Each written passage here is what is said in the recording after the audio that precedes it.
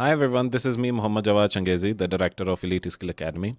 I welcome you all in our weekly outlook for the financial market, especially forex and gold.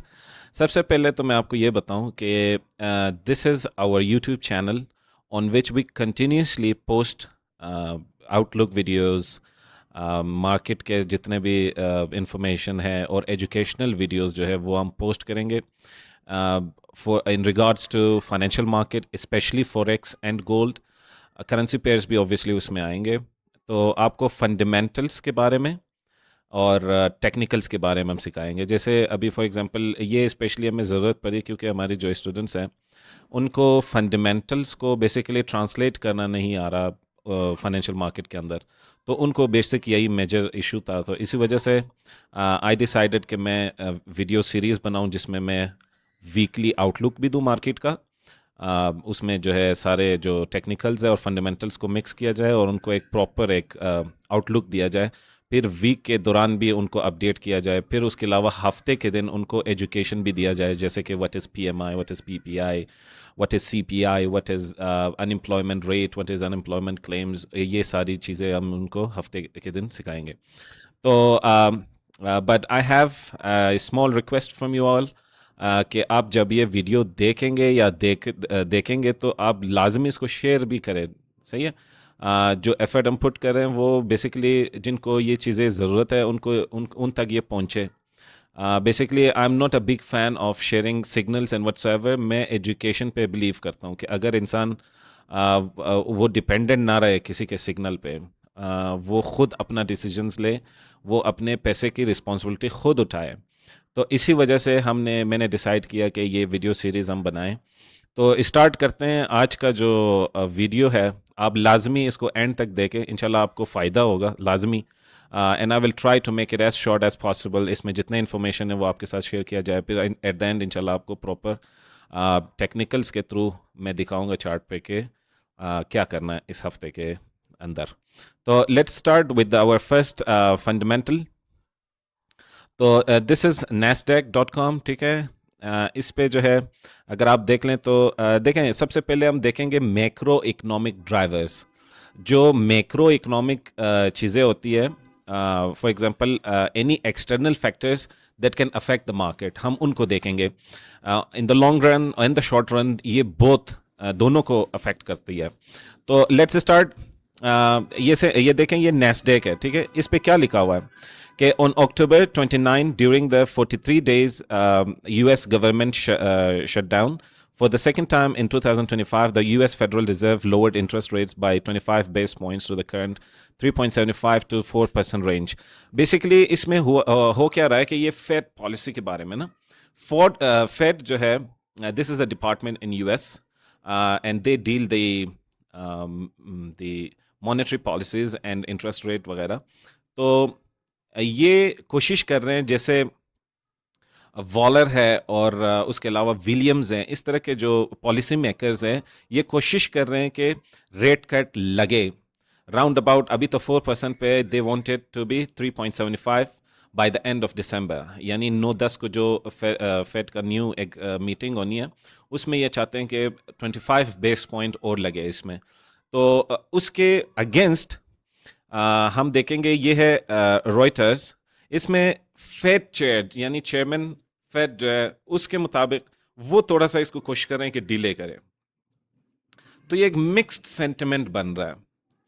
Mixed sentiment ये बन रहा है कि half कुछ policy makers जो है वो रेट कट को फेवर कर रहे हैं, कुछ जो है उसको प्रोलॉन्ग कर रहे हैं, थोड़ा सा उसको लंबा कर रहे हैं चीज़ों को। यानी अभी के लिए वो बोल रहे हैं कि फॉर एग्जांपल अगर हम ये पढ़े देखें, Fed chair Jerome Paul said in unusually blunt terms in his post-meeting press conference that a rate cut at the Fed's December 9-10th meeting was not a foregone conclusion. तो इसके हिसाब से अगर देख लें तो ये जो है ये कोशिश कर रहे हैं कि उसको थोड़ा प्रोलॉन्ग करे और बकाया जो वो कोशिश कर रहे हैं कि थोड़ा सा ये चीज़ों को लंबा करें। Going forward towards the inflation data जो है वो क्योंकि जो गवर्नमेंट की जो शटडाउन थी उसकी वजह से इनको डेटा नहीं मिली, डेटा कलेक्शन की वजह से, एब्सेंस ऑफ डेटा कलेक्शन की वजह से ये इनके बहुत सारे डेटा जो है वो रिलीज़ ही नहीं हुआ, जिसकी वजह से जो पार्टिसिपेंट्स हैं मार्केट के, वो बेसिकली कोई खातिर खा डिसीजन नहीं ले पा रहे कि बेसिकली मार्केट को किस साइड पे ले जाना है या किस साइड में पार्टिसिपेट करना है। तो अगर हम देखें तो ये वाशिंगटन है, वाशिंगटन नवंबर 21 रॉयटर्स का ये रिपोर्ट है कि the US Bureau of Labor Statistics said on Friday it had cancelled the release of October's consumer price report because the recently ended government shutdown had prevented the collection of data. तो ये भी एक वजह है कि participants जो है वो डिसाइड नहीं कर पा रहे क्योंकि डेटा पीछे से आ नहीं रही। जो पॉलिसी मेकर्स है वो खुद ही कंफ्यूजन में परेशान है।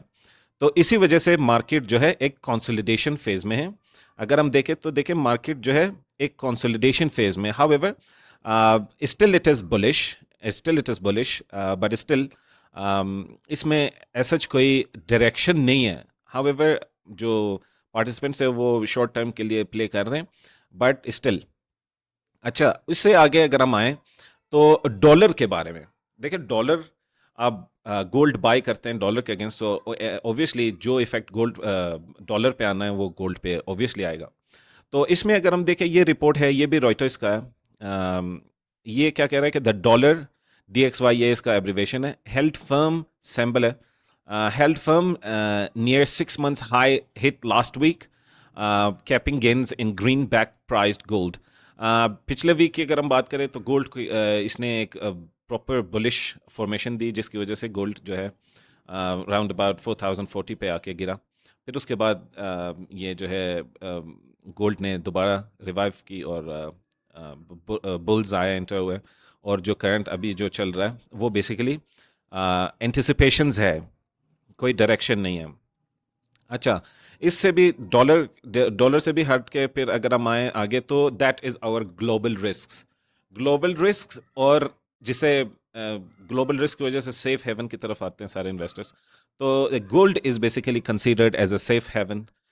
जो दूसरी जगहों से जब पैसे निकलते हैं तो उसका फ्लो जो है वो गोल्ड में आ जाता है। तो इसमें क्या लिखा हुआ है कि देखें, ये भी ये LSEG का है। इसमें क्या लिखा हुआ है कि gold has taken centre stage in 2025, soaring 50% and outperforming major asset classes. This insight explores why gold has become the ultimate safe haven amid gold economic uncertainty. Central bank buying and geopolitical tensions below are the key drivers behind this rise. Gold has surged 50% 2025 as investors seek safe haven global economic and geopolitical uncertainty. Central bank buying and Fed easing have propelled gold to its strongest rally in decades. With currencies under pressure and markets volatile, gold shines as the ultimate safe haven in 2025. अब देखें, ये Ukraine और Russia का और उसके अलावा Israel और Iran का, ये जो बेसिकली टेंशन्स है, ये this are the major risks in the world right now, जिसकी वजह से इन्वेस्टर्स जो है वो गोल्ड को प्रेफर कर रहे हैं as a investment.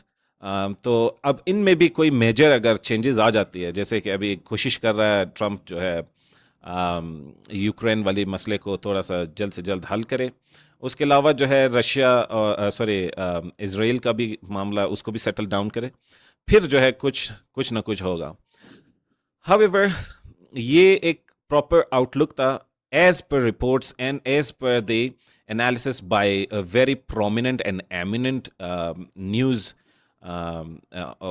News channels, जिसमें रॉयटर्स है और उसके अलावा नैस्डैक एंड इसके अलावा जो है LSG, ये सारे जो हमें कह रहे हैं, दैट शोज दैट के हम इस टाइम डायरेक्शन नहीं है मार्केट में, तो हम क्या करें। अब आते हैं थोड़ा सा टेक्निकल साइड पे अगर आप आए तो आप देख सकते हैं कि करंटली मार्केट इज ऑन 4141.350।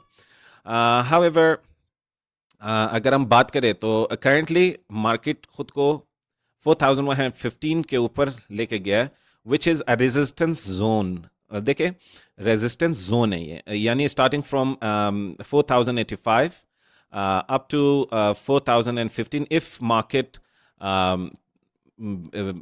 अगर मार्केट जो है कामयाब हो जाता है इसको थोड़ा सा इसके ऊपर ही सस्टेन करने में, तो इसका नेक्स्ट जो पोजीशन है that is around about 4231 up to 4250. If it crosses then ये जो है ऊपर हमारे पास एक और रेजिस्टेंस है मेजर. तो ये बेसिकली हमारे टेक्निकल्स है. और उसके नीचे अगर ये जो 4052 this is the first support, this are the resistance right now. तो करंटली ये भी सपोर्ट बन गया हुआ है. अगर ये टूट गया तो डायरेक्टली 4000, और 4000 पे आपको पता है कि फॉर एग्जांपल इस पे थोड़ा सा वो साइकोलॉजिकल इम्पैक्ट भी है कि अगर 4000 टूट जाती है तो उसके नीचे 3000 है. तो 3000 अगर ये भी टूट जाता है तो नेक्स्ट जो हमारे पास टारगेट है दैट इज राउंड अबाउट 9000, 3900 और 3888. ये वाली एरिया, ये जोन है. और उसके उसके अलावा सॉरी, उसके अलावा भी अगर इससे भी नीचे गिरे तो उसके नीचे हमारे पास 3700 समथिंग है, which is totally a bearish move. अगर पूरी मार्केट बेरिश हो जाती तो फिर that is the possibility. However right now market जो है कंसोलिडेशन फेज में है. जो एग्रेसिव ट्रेडर्स है they can trade the same this zones. वो यानी इस पे जो है यानी रेजिस्टेंस पे वो शॉर्ट करेंगे और सपोर्ट पे वो लॉन्ग करेंगे. तो ये एग्रेसिव ट्रेडर्स कर सकते हैं. बट अक्लमंदी वाली बात यही है कि जब तक एक सही प्रॉपर डायरेक्शन नहीं है तो आप जो है कोशिश करें कि मार्केट में इन ना हो जाए. अगर इन भी होते हैं तो लाजमी जो है रिस्क मैनेजमेंट का ख्याल लाजमी रखें. उसके अलावा जो है प्रॉपर डेटा को एनालाइज करके आपने करना है. बेसिक हम यही हमारा मकसद है कि आपको फंडामेंटल्स का थोड़ा सा अंडरस्टैंडिंग दे, और इससे आपको बहुत बहुत मतलब हेल्प होगी कि आप जो है मार्केट को समझे और ये समझे कि ये ऊपर नीचे क्यों हो रहा है. So this was all from my side for this week, and inshallah I will be giving you more updates in the coming days.